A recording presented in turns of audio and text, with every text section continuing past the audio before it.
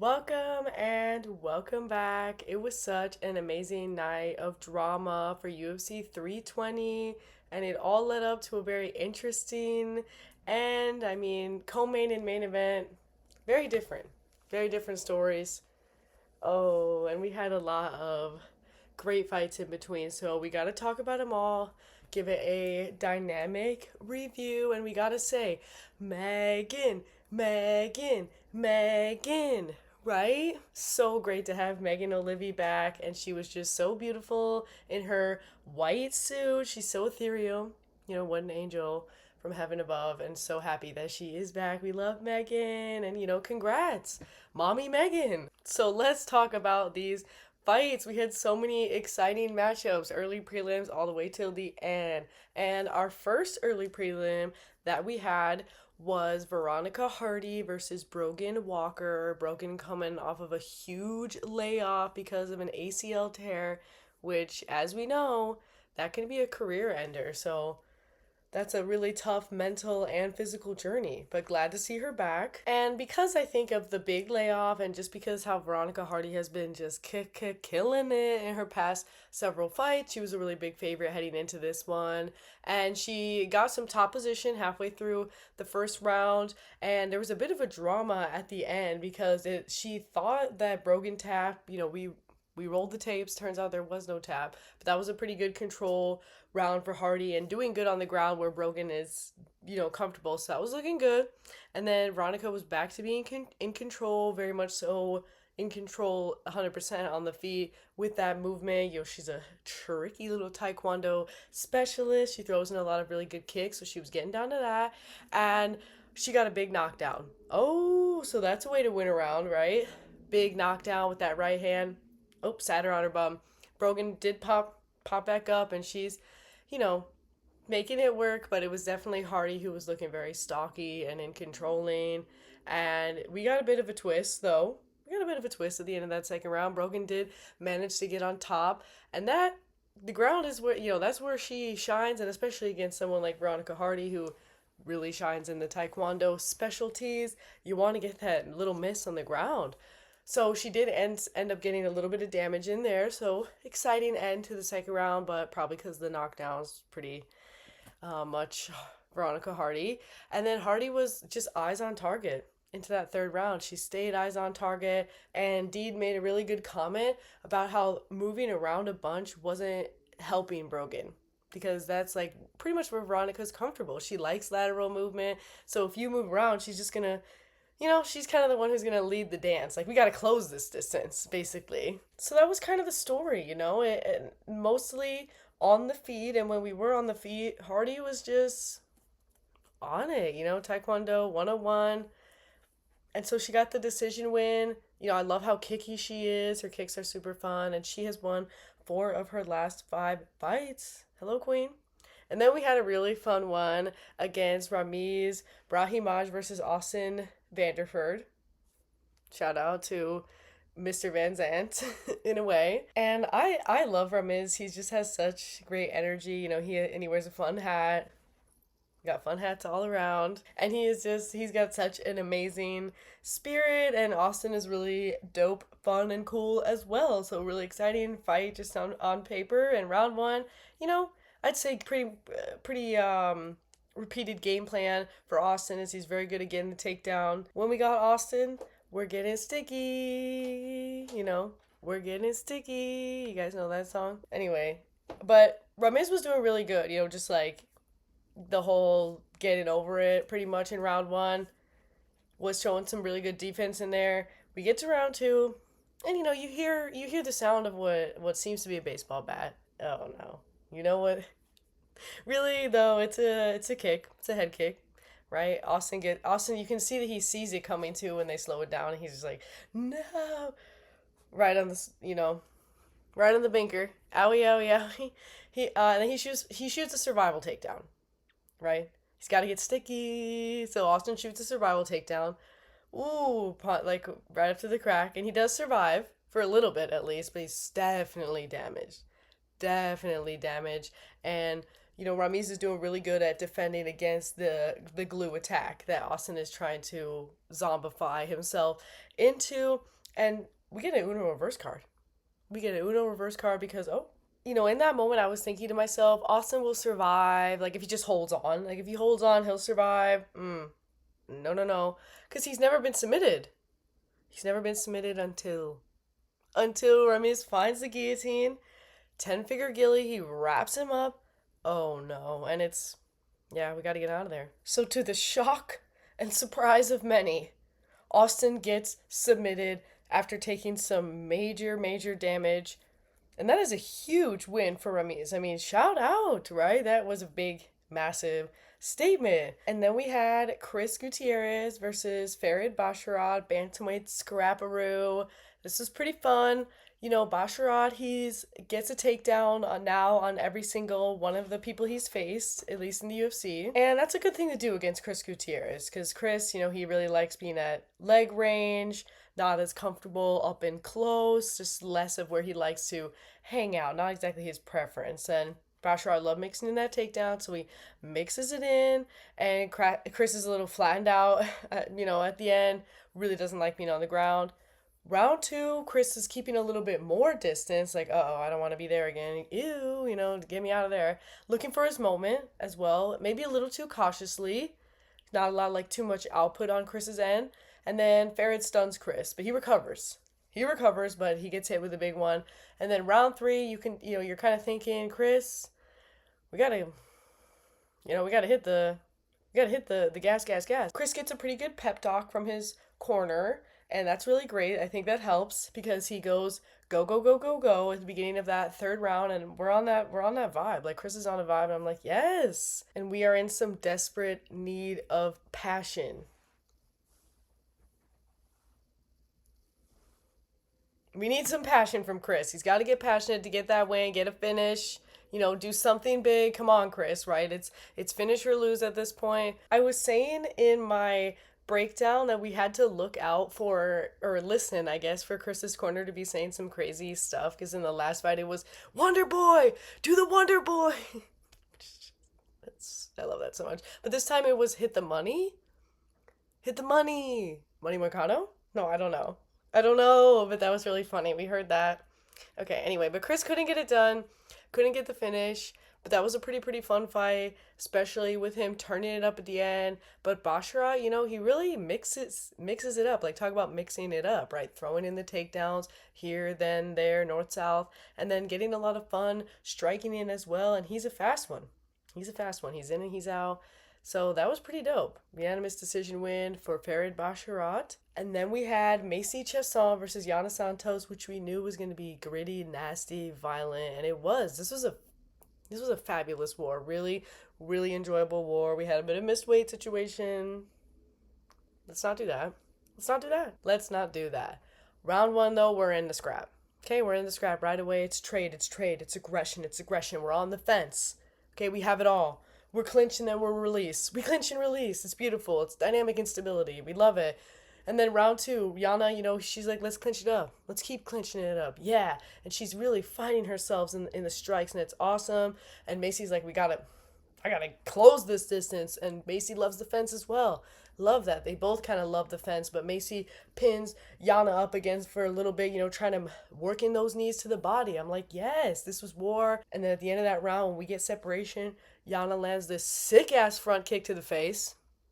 Oh my God. And Chiasson just eats it up. She eats it up like a sandwich for lunch. And she just, you can tell she's mad, but she took it like a champ. And, bell rings. We get to round 3. Yana's circling. She's circling, looking to attack from the outside, trying to create those taekwondo angles. We got another taekwondo specialist on our hands, and she's able to be just getting some more done in the striking in this third round. Just kind of like seeing where Macy's going to come in and, beating her to the punch. Yep. And Macy was on top, though, with a little bit of a minute to go, and you could sense, oh my God, it was submit or die. And again, similar story to the last fight, kind of just like we need to get the finish. And she was looking for the sub, and she almost got her. But Yana just You know what I mean? She zenned out and she was like, just breathe. And she survived. And what a war. Yeah, that was such a fun war. And Yana just did more in there, more aggressive a little bit, and getting the strikes, just landing, the timing. It was there, okay? But it was a 29-28, so this was a great one, great fun, and a crack into the top five for Yana Santos because we were number five and number 10. So moving on up, you know, moving on up. And then we had our featured prelim. What a ride. What a ride. This was such a ride between Punhele Soriano and Nikolay Veretennikov. What a ride at welterweight. This is a welterweight whiplash, I guess. Round one, we're clinched up. Okay, we're clinched up right away. Nikolay is going for the guillotine. He likes his little submit. But it didn't work. And not only did it not work, but he found himself in a bad position on the ground like this. Oh no! Oh no! And Punyele's coming. He's coming in. He's raining down. It's elbows 101 out there, and it's just quite a dominant spin for Soriano. And he continues that. He says, you know what? I'm kind of like really good at takedowns. And he is. And so he gets, and they're vicious too. They're like, oh my gosh. His takedowns, I just feel like you're like, oh, that's going to knock the wind out of him. Like, we get some air. We're airborne. And he's just getting so airborne with it. So, yeah. But then we get another exciting turnaround. Because the thing about Veretennikov is, he has no quit in him. He's got no quit. He's got the fighting spirit. So, it's turnaround. But then it's Serrano back on top again. And, it is him on top for the most part. At that point, he's passing 7 minutes of control towards the end of that second round. Wow. That's pretty great. And then round three, similar story again. It's like Veretennikov is down 2 rounds. We need passion. We need fire. We need something. We need the finish is what we need. It's finish or die. Well, finish or lose. And alas, Soriano gets some more control time in there, and we're passing 10 minutes. But to make things exciting, Nikolay has the guillotine on his mind, and it gets a little scary. But of course, you know how it goes, right? Everybody, let me know if you agree, okay? That every time that Joe Rogan says, "Oh, he's out," right? Like, "Oh, he's done," that person's gonna pop out, no matter how. It's a curse at this point, right? So let me know if you agree. So, Joe is saying it's over. No, it's not. Soriano pops out, and, it's looking sketch, but he survives. Yeah, he survives that. Wow, and what a fight. I just love that Nikolay, he essentially didn't allow his spirit to be quelled. I feel like sometimes when somebody gets controlled for, over 10 minutes of that 15-minute fight, then you can kind of see, like, their spirit wane. But I didn't feel like his spirit waned, clearly, because he was eyes locked in the entire time. So that was really great. Both those guys, just so dope. And, shout out to Soriano for getting it done, and his takedowns are scary. So that leads us into the regular prelims, right? We had so many amazing fights, and we recovered one of our fights, but again, shout out to Ozzy Diaz, like, wishing him recovery, because he wasn't able to fight. But anyway, Andre Muniz versus Edmund Shahbazyan was up first, middleweight, and you know what? Not much to say, because the thing about Edmund Shahbazyan is like, I don't know why he's unassuming to me, but he's got really shocking power. Very shocking. And before this fight could even begin, he's just on top getting the ground and pound finish. Okay, and we'll see you soon. Okay. And we'll see you again soon, Edmund, because we were in and out of that one. Yeah. And then we had a weird fight with Patchy Mix versus Jacob Wilkes. Jacob was making his debut. Shout out to Jacob. Both of them recently engaged. So that's cute. That's cute and great. Round one, Patchy's on top. Okay, you know how he is. He's a menace. He loves to implement the wrestling, implement the grappling, and then we get a switcheroo. We get a reverse card. Jacob's on top. It's wild. That was a pretty fun, close round. And then round two, it seemed like to me, I don't know anything, that Patchy was getting ahead significant strike wise, and I feel like we rolled into round three and maybe it was more Patchy in control, but I feel like I kind of got to watch that fight back because when I watched it the first time, I was like, oh, I think Patchy won that. No, Jacob got the unanimous decision win. Um, I'll have to look at that one again because I feel like Patchy was more in control, but shout out to Jacob and his debut. And then we had a fight that we knew was going to be crazy. We knew it was going to be crazy, that it was going to be out of control, that, cats were going to be, it was like cats, like, then they get locked in a battle and they roll around, stuff like that. I knew that's going to vibe for Daniel Santos versus Yuju Zhang. Okay. Oh man, catch weight though. Are we catch weighting? I don't know. That's fine. Okay. Round one, it's chaos. Round one, it's chaos. I mean, Zhu Zhang is like such a silly goose, right? He's doing his silly goose things. Daniel is as feisty as they come, like feisty, feisty, feisty. Daniel is so feisty. There's a weird moment on the ground because Daniel, he loves, like, actually both of them, they love mixing in the takedown. They're very much so, MMA mindset. That's why I kind of figured it was going to be like cats rolling around because they're just comfortable on all levels. That's why these guys are really exciting. One of the many reasons. But they both have really interesting personalities as well. Yes. So Daniel gets taken down. He like does this. He's like I'm bored. He gives like a I'm bored face, like just trying to be cute and stuff. And I'm thinking to myself, girl, girl, girl, girl. That can get you in trouble. That can get you in real big trouble when you underestimate your opponent in a sense when you do things like that with the showman stuff. And Daniel is just very feisty, so I wouldn't want to be, if I was the matador and Daniel Santos is the bull, I wouldn't be, I'd be scared. Okay, round two. That's the thing, right?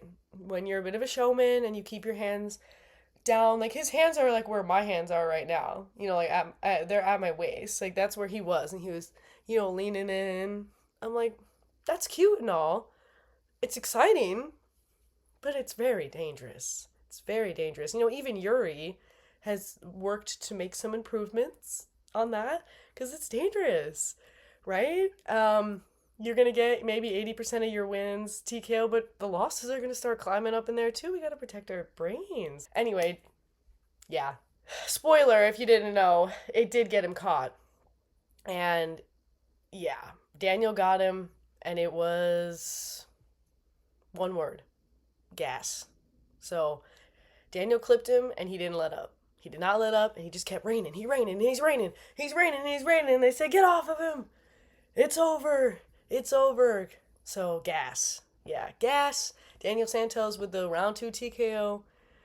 You can't stop this guy. I love Wily Cat, and again, he was gone for a really long time. His previous fight, he came in as a fill-in and hadn't seen him since 2023. So he's just hungry. He's starving, right? He's starving, and it's so great to see him getting active. So that was pretty dope. And then we had a fight that was kind of unfortunate. I almost wish we just scrapped it because I feel like Ateba Gautier, he is a real talent. And, he's so young. So again, the ceiling, we haven't even reached it. We don't even know what this guy's capable of. It's insane. And he really deserves a matchup of someone who's suited for him. I just feel like maybe we should have waited a little bit because we found Tristan Vines and he was filling in, a couple days notice. Just a couple of days. I think this fight fell through during the week of. So, and just not. It wasn't a good match. It wasn't a good matchup, right? And we kind of knew, the round started, and Vine shoots a takedown, and he gets kneed. Like, oh god. I was like, oh. It was just like one of those. It's one of those moments where you're like, I think I know how this is gonna go. And it did. Okay, he got ragdolled. He essentially just got, flipped into the ground. Was kind of like shoved into the ground and then beat up a little bit more. And it was round one. We got to stop this. TKO win. Ateba Gautier. He is a real talent. And let's get him the right matchup. Oh no.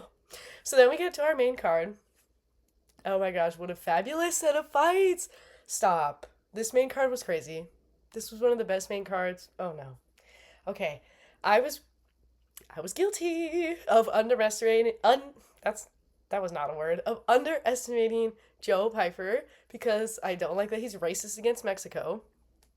But he really proved himself in this one against Abus Magomedov. And this was such an awesome moment for Joe. So, like, I'm thinking in this first round, when Joe goes for the takedown, I'm thinking that's a mistake. I'm just judging. I'm sitting there, I'm like, that's a mistake. Which is like, why am I thinking that? He's a PJJ black belt. It's fine. It's fine. But it is looking pretty, good defensively for Abus in that moment. And I feel a little validated, right? Because it's slam, slam, and it's looking a little bit like Abus 101 when it is on the ground. So I was like, yeah, bad idea, Joe.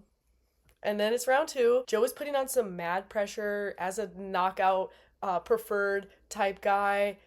Really likes to put on that pressure. It's scary too. He's powerful and he's like really putting it on, and I like that. I like that energy. And Joe's on top after hitting Abus with something big, and like he starts really like wrapping up into him. And again, I'm thinking, what are you doing, Joe? Get up. And so, DC2, he's like, get up. We gotta, if he's hurt, like let him stand up. You know how they're always saying, right? Like, if someone's pretty good at grappling, you don't want to like, not that you don't want to, but sometimes that's what they say at the commentating tables. They're like, oh, you should let him up, and you'll be able to knock him out if you just let him up because he's in survival mode. Okay, but can't doubt Joe. We can't be doubting Joe because, we have this moment. Abus breaks out, but then Joe is in the body triangle. He gets him and he snags him back and he's like, come here, come here. He gets him in the body triangle. I'm like, okay, Joe. I'm like, okay, Evolution. And he's working it. Okay, he's working it. He's working in the damage. He's looking for that subby. You can tell he's looking for that choke. I'm like, okay, Evolving. Okay, Evolving in front of my very eyes. Yeah. Gets the rear naked choke. It's like a weird rear naked choke. I mean, not that I know, but that was rad. Okay, Joe Pyfer looking to show that he's got all elements of the MMA game in his arsenal. So that was pretty yaddy of Joe to say, you know what? I hurt him, but I'm not going to let him back up. I'm going to get the choke. I'm going to wrap him up in a nasty little body triangle. Nice. Shout out to that BJJ black belt. Shout out Philly. Shout out Joe Pyfer. Okay? Then we had Youssef Zalal, Pikachu. Youssef, use charge. Youssef, use lightning bolt. So much fun. Okay, Youssef Zalal versus Josh Emmett. Josh was not liking the description that Youssef was giving about this being a passing of the old guard to the new guard. But Josh, you were our elder. You were the oldest man on the card. Like, I mean, if not old guard, then what guard? That's all I'm saying. Okay. But he wasn't liking the disrespect. But I don't think that's disrespectful. Okay. Youssef Zalal is not disrespectful. He's a sweetheart. He's the best. Round one, he's on that double leg. I'm like, oh? Because that's the thing about Josh. He's so powerful that he kind of, they were saying, I think they used the word bulldog. He kind of bulldogs it. So he bulldogged his way in, and Youssef's like, oh, perfect. Oh, perfect for the double leg. And he gets the double leg. Before we can even get started, he's completely on top.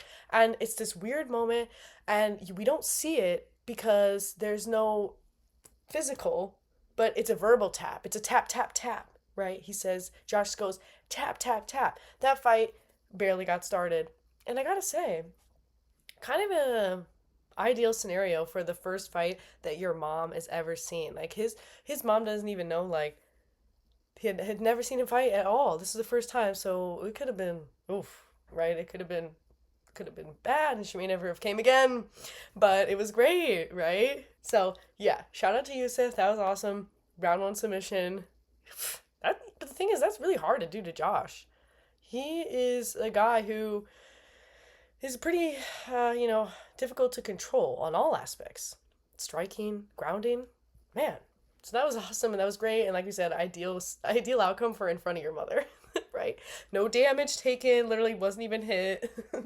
Not even hit once, just perfect. And then we had what John called high drama in the John. John was on a high. Me and John both were just vibing and squealing. So John was on a high, and he says high drama in the desert to describe Yuri Prochazka versus Khalil Rountree Jr. And yeah, you know what? You're right, John. Round one, it's so awkward. Not in a bad way though, but it's scary. It's hand tag, right? Because we got opposite stances, and we have Yuri who's weird, and Khalil who's so refined. So it's just like I kind of knew it was gonna be like just so weird, and it was so weird, and but it was great. I'm loving it. I'm loving. It's like suspenseful. Like there's like something suspenseful about the way that they fight each other, or their styles matched up with each other. And then towards the end of the round, Yuri throws a flying knee. What the? What the? And he gets right, because as you do, and he gets caught with a left from Khalil, and you can see it lights something within him. Right? He's emotional. He's emotional. He is on that sadist, masochist level, but I feel like he likes to feel the pain more than he enjoys inflicting it. I feel like what he really likes is like overcoming it specifically, because he's just not. He just doesn't have that like when I see that locked in look in his eyes, it doesn't look like I want to kill you. It looks like a I'm a survivor. I'm not gonna give. He looks. There's something else that's happening there. Anyway, he likes the pain, and Khalil just stays very grounded and very composed throughout that first round. He's looking sharp. He's looking sharp, and he continues to look really perfect like throughout that second round. So it's looking really Khalil. Like I'm like, okay, okay, Junior, okay, Junior. And it's great because as the fight's going on, you're like, dang, like Yuri's awkwardness is actually looking like he's awkwardly out of control. Like he looks like he's kind of like out of place. So Yuri looking, awkwardly out of control. And that's kind of strange. Like it's used to the awkwardness kind of like making him be the leader because it's like they're trying to catch him. But Khalil is he's so composed. And similarly to a lot of the previous fights, right? That it was like, okay, we're down 2 rounds. Like that was pretty. I feel like you could comfortably kind of say that it was like, shoot, like Yuri's down 2 rounds. Like he's gotta get the finish. And oh my god. Oh no. Oh my gosh, it was this. I was squealing. Okay, it's craziness. It's a flurry. We start the third round, and Khalil at first he's fielding it really well, but Yuri is on the gas. Okay, he's on the gas. He's doing the Joe. He's doing the Daniel Santos, right? He's locked in, but he's doing it Yuri way. In the Yuri way, which is like nothing I've ever seen in my life. I've never even seen anything like this. It's so great. Down 2 rounds, passion, and the passion is ignited within. I'm scared. I'm scared. Okay, and all of a sudden Khalil's backing up, right? Because it's working. It's working. Like the shots are landing. The chaos is getting the better of him. Khalil is starting to. It's looking like he's losing it a little bit. Khalil, no. Hold on. Hold on. And oh my gosh, Yuri is just putting his absolute soul on the line. And he hits Khalil. And it hits him. And he systems shut down. We're close to the fence. And he gets nabbed one this way. He gets nabbed one again. And oh, he's falling down. And it's Khalil's got knocked out. It was crazy. Oh my goodness. He was mixing in. Yuri was attacking the body. I think that really got it. And elbows in the clinch. We were doing everything, and it added up. It added up, and slowly Khalil lost it. Oh my gosh, that was so crazy. It was kind of disturbing, even. It was disturbing. But Yuri knew what he needed to do, and he did it. Chaos. It was like unrelenting. That was probably the best fight, right? That was fight of the night, I'm guessing, for most everyone, right? That was just so crazy. It was amazing. It was like exactly what you need to do when you're down 2 rounds like that. Like, not only do you have to, right, turn it up on the gas, but you gotta light something in your soul. And he did. He lit it up in his soul. The soul was lit. The soul was lit. And he's just so, how he is. He's so thoughtful and peaceful about it. Yeah, it was ultimately that left hook that was the final strike, but it was the cumulative effect of it all as well. And wow, you could see, like, if it was Mortal Kombat, right? Like the health meter, Khalil's health meter was dropping, dropping, dropping, dropping. It was crazy. Yuri did exactly what he needed to do. And like he said in his post interview, I need to go through the blood, bruh. So round 3 TKO victory for Yuri. That leads us to our co-main event, a battle for the bantamweight title between Corey Sandhagen and Merab Dvalishvili. our champion, our greatest bantamweight of all time, right? This was a beautiful, incredible performance by both guys, but Merab, it was the same story throughout all of these 5 rounds. So it looked like Corey was doing good in that first round. Like I was like thinking to myself, all right, like okay, we got a scrap on our hands. Like he might have won that. I think a couple judges, or at least one judge, had scored it for Corey for that first round. But after that, it was Marab's story. I mean, Corey did a really good job getting up, getting up, getting up. But the thing is he kept getting put down, put down, put down.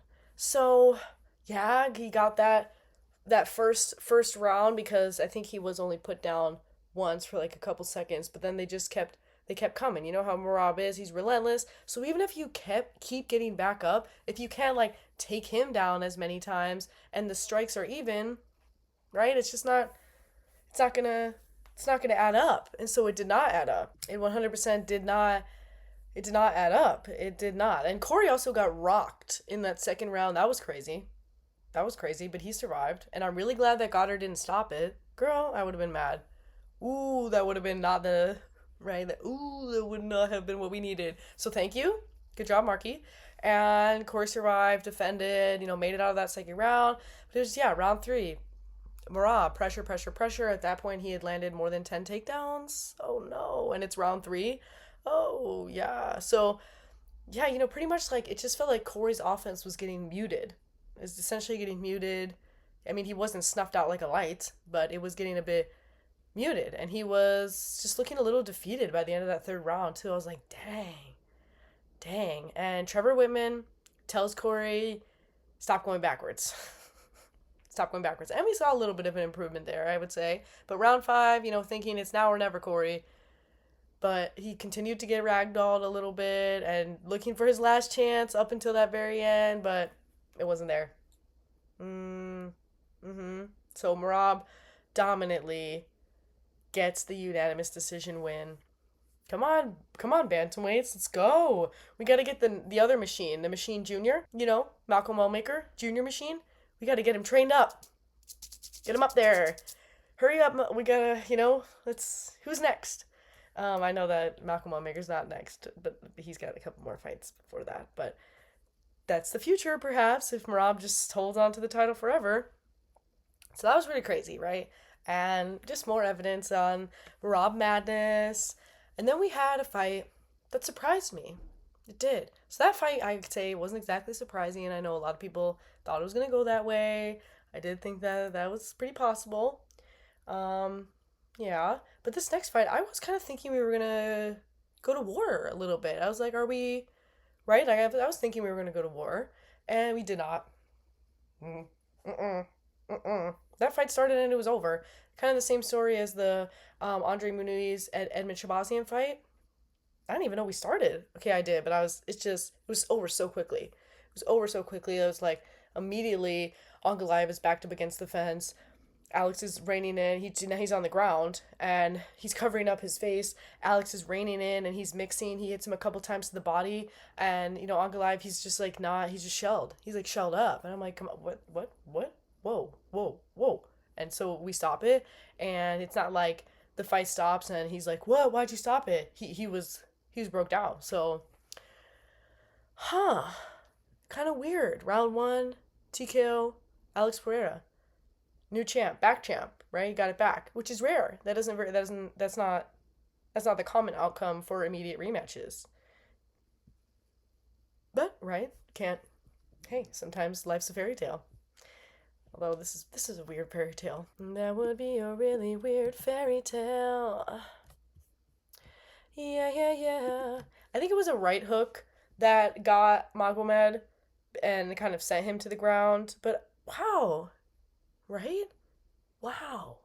That's crazy. And considering that his only loss is the Paul Craig, the Paul Craig of 2018, with 1 second to go.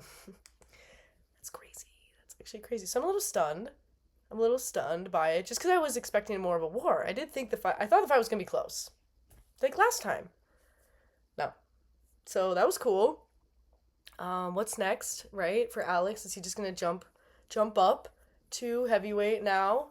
I don't think so. So that was UFC 320. What a ride. Oh my gosh, there's so much to talk about. I feel like this is kind of a long video because, I mean, there was a lot of fights, but there was a lot of story. There was so much story. I mean, come on, Yuri. What is he? What is he but not so interesting and special? And we love him. We love him. We had so many stars, though. So many stars. So many people who made awesome statements. I mean, Veronica Hardy, Taekwondo baddie, Ramiz, Brahimaj. I mean, talk about making history, handing Austin his first sub loss with style, with grace. You know, Farid Basharat saying, not me. I get takedowns on everybody, and you can't freaking stop me. And how about Punyele for saying, you know what? I'm going to control you and show you some of the best takedowns that you've ever seen. How about Shabazian for being like, don't sleep on my power because it's going to keep powering even if I'm all cute and sweet and I'm the golden boy, I'm so cute, but I'm gonna knock your lights out. Okay.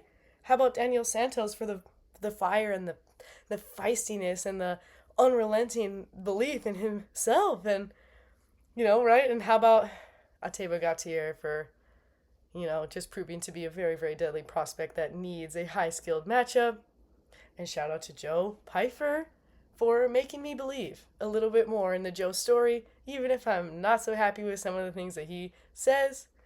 Shout out to Yusuf Zalal for continuing to be a very concerning submission threat. I mean, yikes! In addition to some fabulous striking, of which we did not really see.